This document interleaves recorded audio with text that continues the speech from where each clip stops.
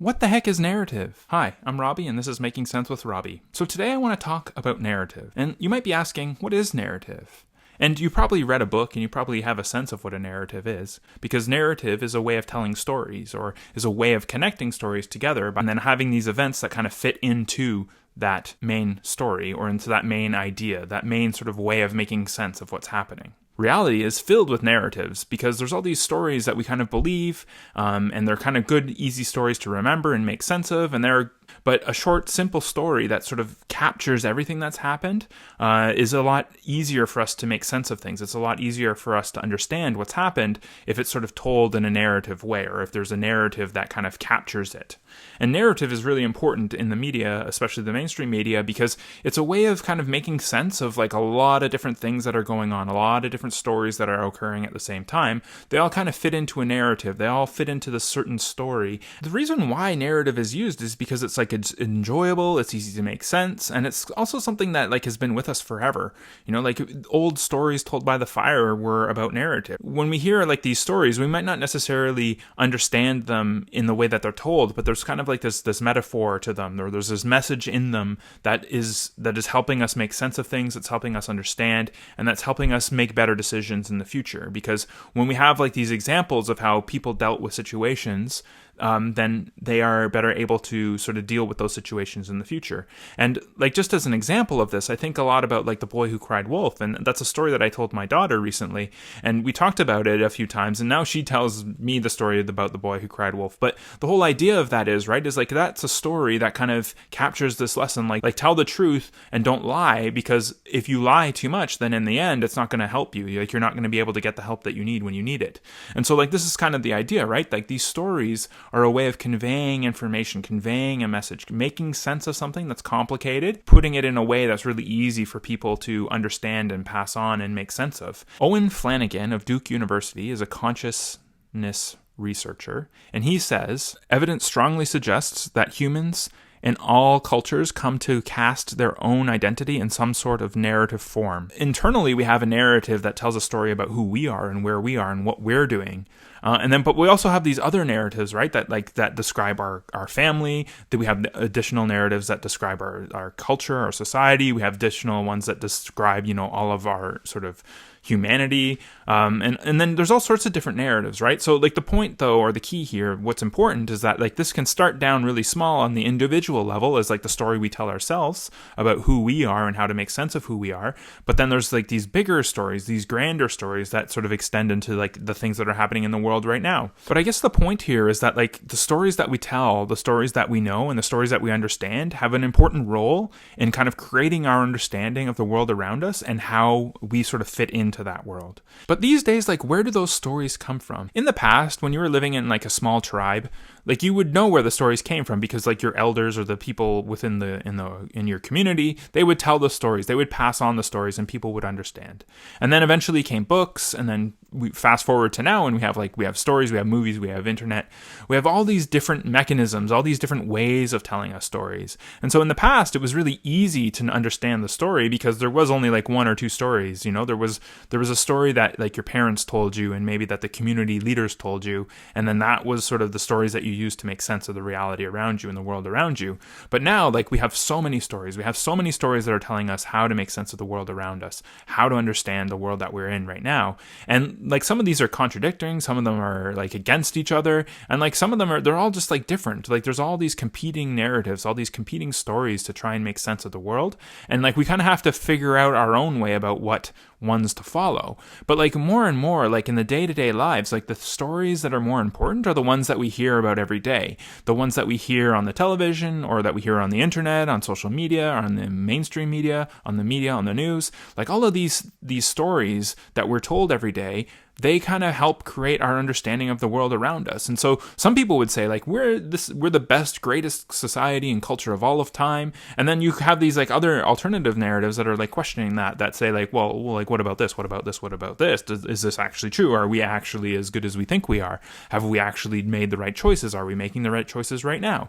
And like there's a lot of competition about like what the right answer is, but this is an important thing because it's always going on. There's always this competition. There's always this sort of battle for like what stories stories are the right ones, and who gets to tell the stories, and who gets to decide which stories we believe and understand about the world around us. But we have to keep in mind, though, that these stories, right, they're highly influenced by the owners of the media companies, also by the advertisers, and there's so many interests, right? There's so many interests that influence the stories that we hear that it's harder and harder to sort of know how valid are those stories? Where are those stories come from? Like, why are we believing these stories? Why are these stories important to be told? There's always a lot of sort of analysis and backtracking to kind of make sense. Like, why do we know these stories? Why are these stories being told to us? Or what purpose does me believing the story serve to someone else? Because now there's so much politics, there's so much opinion in the stories that we hear on the news that it becomes harder and harder to understand what actually happened. What actually happened in this situation? What is the actual story, and which parts of the story are opinions or narrative that's trying to shift or change or manipulate the way that we think about the things that have happened. What complicates this even more is that the main stories, the stories that are happening right now seem to have the biggest sway over us, right? We can have a really good sort of moral understanding of how to interact and deal with people, but then when we hear a whole these stories, we hear current stories, then that kind of clouds our past thinking, right?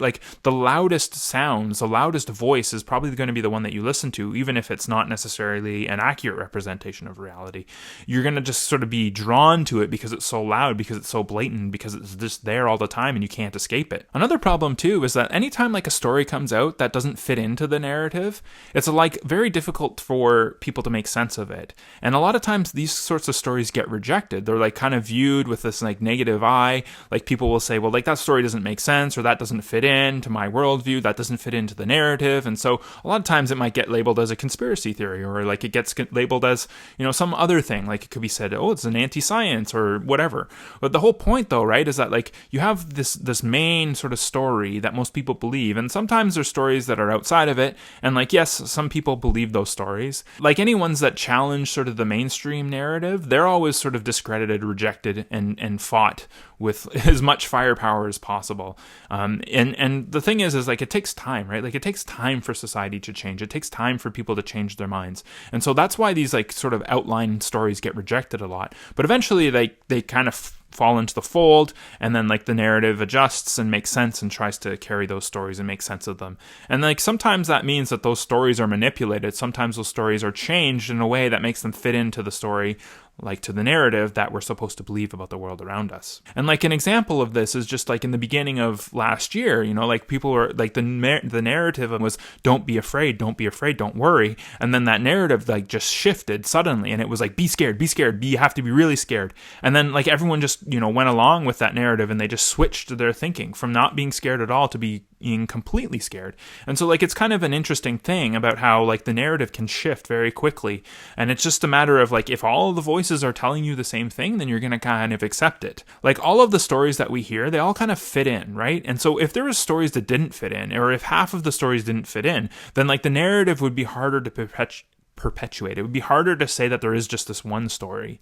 And so that would make things more complicated. And so there's a reason potentially that we keep stories simple, that we keep the same story, and that we don't sort of guide or step away from that main story, because it's much easier to keep things stable if everyone sort of believes the same thing. If you can avoid that, right, then you're going to have a more cleaner slate about how to understand things. But as long as you're kind of consuming the media, which everyone kind of has to, for the most part, at least to some extent, that's going to be influencing, that's going to be shaping your way of viewing the world. It's going to shape your understanding, and it's also going to shape your behavior, and sort of tell you how to behave in the future, and sort of ease you into accepting things because they fit the narrative, they fit into the story. And so basically, just to summarize this or finish this off, it's the narrative is about creating the story to make sense of reality, to tell you sort of how to understand things, to tell you how to make sense of things.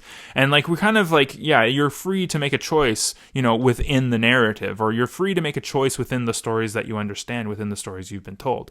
And so that's kind of the role of the narrative: help us understand reality, but at the same time it also helps distort distorts our understanding of reality because it acts like, or it creates this idea that there's like this really simple explanation that can be used to make sense of everything, and then anything that falls out of that sort of story is there's something suspect about it and you should reject it or you should deny it. But like that's not the case, right? Like it's the stories that fit out, that are outside of the narrative, like their goal or their purpose is to help us realize that there's more to the story than we realize, and there's more to what's going on than we realize or that we're being told. And like if you're open-minded to that, if you're willing to kind of follow these stories that don't fit into the narrative, then you kind of might be able to get a little bit of a broader understanding, a better understanding of what's going on. And like I would say that that's the right thing to do. I would say that's the best thing to do, is like to have this better understanding. But again, at the same time, most people probably don't really want to do that. They're okay with just kind of accepting the stories that they're told, accepting the understanding of reality that they already have in their mind.